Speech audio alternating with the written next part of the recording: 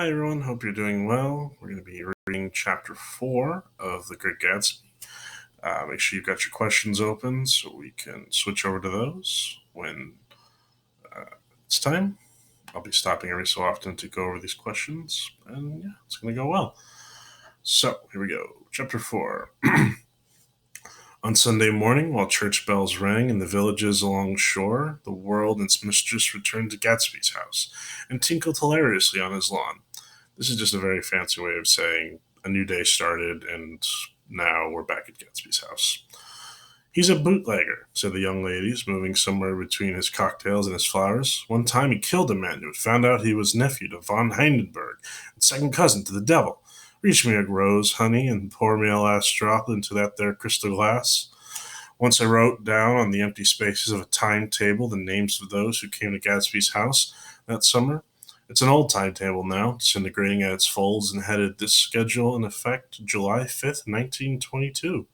But I can still read the gray names, and they will give you a better impression than my generalities of those who accepted Gatsby's hospitality and paid him the subtle tribute of knowing nothing whatever about him.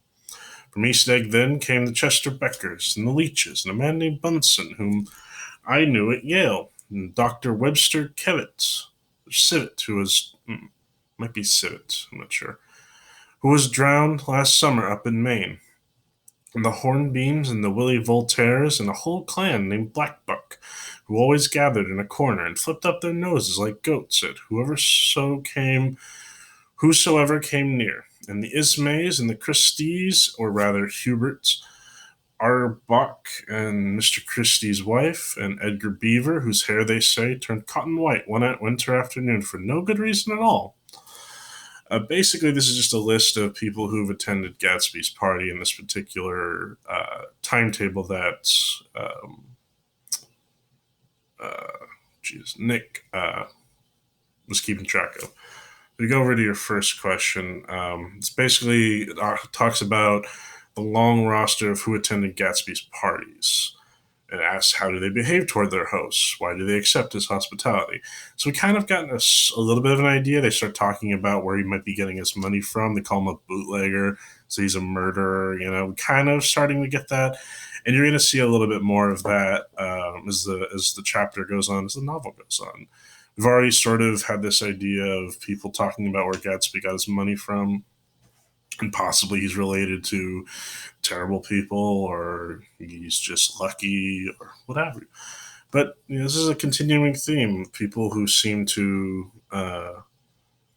have success, and people like to talk about that. I mean, think about celebrities right now, and whenever someone makes it in the celebrity world, there's always that question of, well, how did they do it? What did they do? And Gatsby's no different in this regard. In this world, he is their celebrity. So we continue. Clarence Endive was from East Egg, as I remember. He came only once in white knickerbockers. These are like shoes, I think, old-fashioned shoes, and had a fight with a bum named Eddie in the garden.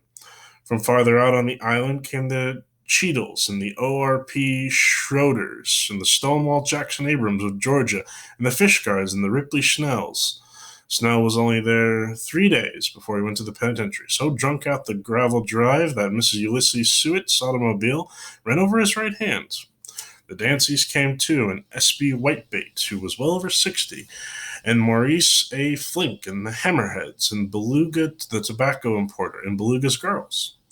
Again, so these are all just people who Nick had kept track of this particular day that came to Gatsby's parties and stayed there and hung out and ate food and drink and apparently gossiped about him. So from West Egg came the Poles and the Mulreadys and Cecil Roebuck and Cecil Schoen and Golick, the state senator, and Newton Orchid, who controlled films par excellence, and Eckhost and Clyde Cohen and Don S. Schwartz, the son, and Arthur McCarty, all connected with the movies in one way or another, and the Catlips and the Bembergs and G. Earl Muldoon, brother to that Muldoon who afterwards strangled his wife. Da Fontano, the promoter, came there, and Ed Legros and James B. Rotgut Ferret, and the De Jongs and Ernest Lilly that came to gamble, and when ferret water into the garden, it meant he was cleaned out. Associated attraction would have to fluctuate profitably the next day. A man named Kip Springer was there so often, so long, that he became known as the Boarder. I doubt if he had any other home. Of theatrical people, there were Gus Ways and Horace O'Donovan, and Lester Meyer, and George Duckweed, and Francis Bull. Also from New York were the Cromes, and the Backheisens, and the Nickers, and Russell Betty, and the Corrigans, and the Kelly Hellers, and the Dewars, and Scullys, and the S.W. Betchler, and the Smirks, and the young Quinns, divorced now, and Henry L. Palmetto, who killed himself by jumping in front of a subway train in Times Square. Again, this is just a list of sort of famous people, or even just people in general, who came to these parties thrown by Gatsby, and they're well enough known that Nick is writing them down, so they're clearly well-known people in this time. And to be honest, I couldn't tell you who they were. I'm sure Miss Barr knows, but I do not.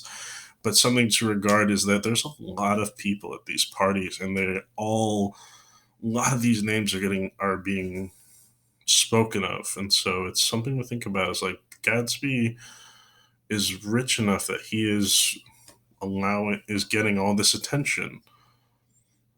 Why? Why is he getting all this attention? What does money do to people that makes them want to be near it, or people who have a lot of it? Also, if you happen to see, there's this little blue light. Oh, other side. This is just my headphones, so don't be alarmed if you see this little blue light flashing. It just means they're working. Anyway, we continue. Benny Cleanahand arrived always with 4 girls. They were never quite the same ones in physical person.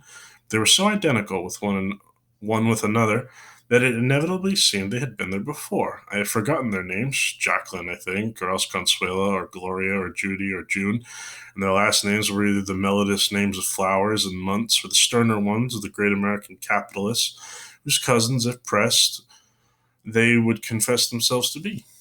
In addition to all these, I can remember that Faustina O'Brien came there at least once, and the Bodecker girls, and young Brewer, who had his nose shot off in the war, and Mr. Ulbrichsberger, and Mrs. Haig, his fiancée, and Ardita Fitzpeters, and Mr. P. Jewett, once head of the American Legion, and Miss Claudia Hip, with a man reputed to be her chauffeur, and a prince of something whom we called Duke, and whose name, if I ever knew it, I have forgotten.